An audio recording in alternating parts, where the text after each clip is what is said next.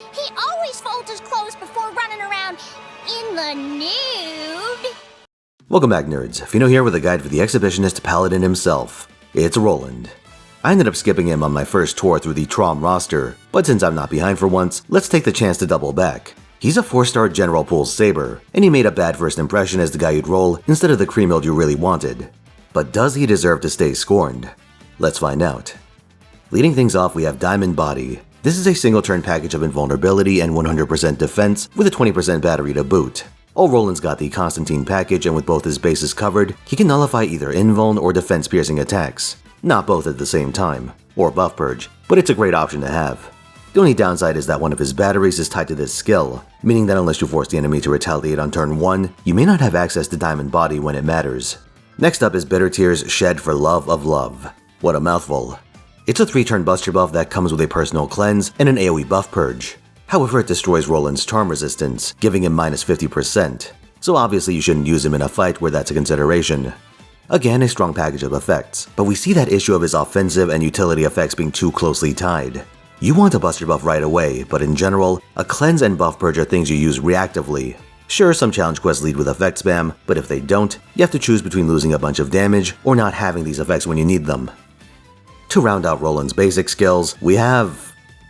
Aro.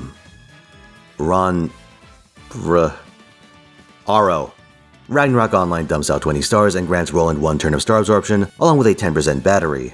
There's a bit of damage involved, but nothing notable. What should catch your eye is that between Aro and Diamond Body, Roland has a combined 30% in batteries. Keep that in your pocket for later. Now we come to Durendal. Roland's Noble Phantasm is a single-target buster attack with preemptive invuln pierce and an overcharge effect that grants a ramping attack and crit damage buff. So the more you use Durendal, the harder Roland hits in that 3-turn window. And obviously invuln pierce is quite useful to have on a single-target attacker. Enemy servants can spam protection as they get closer to biting it, so being able to plow through all that crap is pretty nice. Now ramping is good and all, but that only matters if you can spam Durendal. Luckily, Roland does have this capability on account of his combined 30% in batteries. What you'll want to do is equip him with a 50% CE like first day of filming, or if you don't have that, aerial drive. You get Diamond Body to level 10, and you also max out his starting charge of pen skill. This takes care of turn 1. You also use 2 Koyanskayas, and their relevant buffs come out here too. Their batteries though, you save for turn 2, giving Roland a second wind. On turn 3, Diamond Body will come off cooldown, and you combine this with his other skills for 30%. Then you use a swap Mystic Coat to get Oberon on the field, and he provides the final 70% you need to close out the encounter. A few notes. Firstly, Bitter Tears Shed for Love of Love has a 6-turn cooldown, meaning it'll come up on turn 3 normally. However, we eventually get 2 more append skills, one of which gives a single-time cooldown reduction for each skill, depending on the append's level.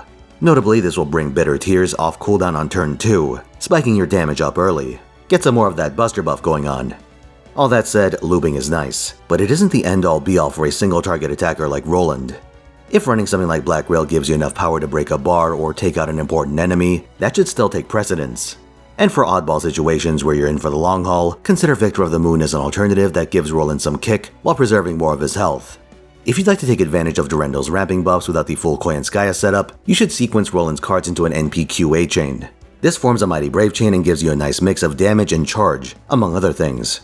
You can supplement this with the Mage of Flowers command code for a little extra charge. For your other codes, crit damage and flat stars are valid considerations. Roland has solid tools in his base kit, so you really want to enhance his consistency where you can to take advantage of them. The closest thing Roland has to a direct competitor is Rama. The latter recently got a buff on JP that gives him a 30% battery and star dump. Due to his anti-demonic effect, Rama will outperform Roland within that niche. But one thing that surprised me is that despite Rama having an NP upgrade, Roland does more damage at any NP level greater than 1, despite not having one himself. Not to mention that, as a more recent servant, Roland isn't saddled with a janky year 1 kit like Rama is. So for general usage, Roland's the way to go. Oh, Roland. I was pretty down on the guy because he ate into Kriemhild's chance of appearing on their first banner, but he's better than you might expect. He's undeniably good.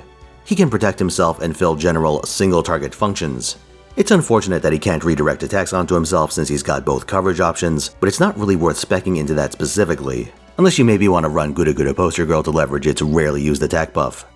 On the other hand, evades are a common fixture on Lancers, so his ability to punch through their trickery is reason enough to keep him around. He can even loop if circumstances call for consecutive single-target NPs. Very decent. So if you get him, he's not a bad option to run as your main single-target saber until you get high-end alternatives. He and Hoku Saber do most of what you need from the role, so don't be afraid to lean on them. Now let's look at the Legend of Roland. So I have a confession to make. I made a terrible mistake in picking Roland, because the guy's got his fair share of stories. Just to stop the scope of this video from ballooning out of control, I'll generally stick with what happens in the Song of Roland and where that intersects with proper history. But first, we need to set the scene. The Umayyad Arabs had swept across North Africa like wildfire, dismembering the Byzantine Empire, which had been crippled by a long, brutal war with Persia. Once they got to the Atlantic, they crossed the Strait of Gibraltar and entered Spain. They surged northwards, conquering the Iberian Peninsula. Then they set their sights on Gaul, modern-day France. Here they contended with the forces of the Franks under Charles Martel, Charlemagne's grandfather.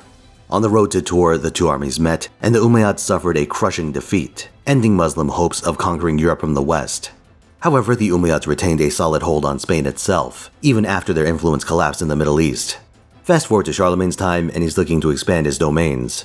In the north of Spain, a disgruntled governor seeks Charlemagne's help and offers him the chance to take a chunk out of the peninsula with minimal resistance. This doesn't go as planned, and while the Franks aren't able to solidify their gains, they do head back north laden with treasure. To reach safety, however, they need to cross the Pyrenees Mountains. That's the historical backdrop. In the Song of Roland, there's a king who promises to convert if the Franks fuck off, and they accept. To relay this, they need someone to go meet the guy in person and have him sign on the dotted line. Roland volunteers his stepfather Ganelon, which really pisses him off, because he suspects Roland is trying to get him killed. Doesn't sound like a very Roland thing to do, but apparently this Ganelon guy was a real piece of work. If his name sounds familiar, I regret to inform you that I couldn't establish any relationship between him and that CDI Zelda game. Regardless, Ganelon is fuming, and to get back at Roland, he tells the Saracens, another word for Muslims, exactly where Charlemagne's army is going and that there's an ideal place for an ambush. You see, Ganelon knows his glory-hound stepson would volunteer to bring up the rear. I'm not 100% on this, but the rear of an army is where the baggage train tends to end up, so it lags behind and it's also the most vulnerable part of a column. If there's any unexpected action, it's gonna happen there, so that's where Roland will go. And surely enough, he does exactly that. The Saracens set upon the Franks with overwhelming numbers, so many that it's immediately obvious to everyone else that they need backup. Now. Roland says, nah, I'd win. And to his credit, Roland is a real fucking juggernaut. He can even split boulders and shit with his sword, Durendal. That said, Roland's own durability doesn't count for much if he's completely encircled and after the rearguard is mostly dead, he finally calls for help. But knowing that Charlemagne can only avenge him at this point, he thinks, oh my god, what if the Saracens loot me and take my shit? So depending on the particular version of the story, he either hides his treasures under his own body, or, here's the fun version, he tries to break Durendal by slamming it against a cliff. Except wait, boulder-splitting sword, so he just cuts a huge gash in the cliff face. So then he does the only other thing that comes to mind. He launches it into the air with such force that it flies back to Gaul and embeds itself into a completely different cliff. This sword was pulled out this very year, 2024. But don't worry, that one was just a replica. The supposed original was confiscated by an English king of all things. But Roland has fallen, and Charlemagne arrives to find scores of the dead. He pursues the Saracens into a river where they drown. Some more battles happen, but since Roland is obviously out of the picture now, I'll spare you the details.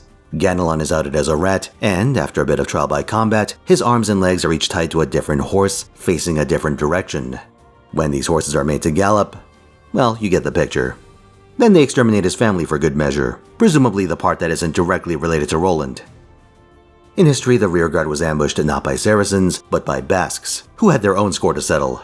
Charlemagne had fucked up one of their important settlements during his Spanish adventure, and they knew the mountain passes much better than the Franks did, so they took the chance to avenge themselves upon Charlemagne's army, and this is how the historical Roland met his end. Back to the realm of legend, there are other stories that tell of far more ridiculous adventures, like the one where he gets butt-ass naked after being driven insane with love, or something like that. Maybe I'll give them a read once I get through the nightmarish reading list for this Halloween. For a final fun fact, the name Orlando is a derivative of Roland, supposedly taken from Italian. So if you see any Orlandos around, now you know what they're named after. Thanks for watching, lads. Like if you enjoyed this video, subscribe for more, and come watch me at twitch.tv/Finotaisen, where I stream every week, 3 p.m. Pacific time, Wednesday and then Friday through Sunday. This week I'll be playing Zero Time Dilemma on Wednesday, the PS2 Nostalgia Roulette on Friday, Age of Mythology on Saturday, and FGO on Sunday. So stop on by for a good time. See you there.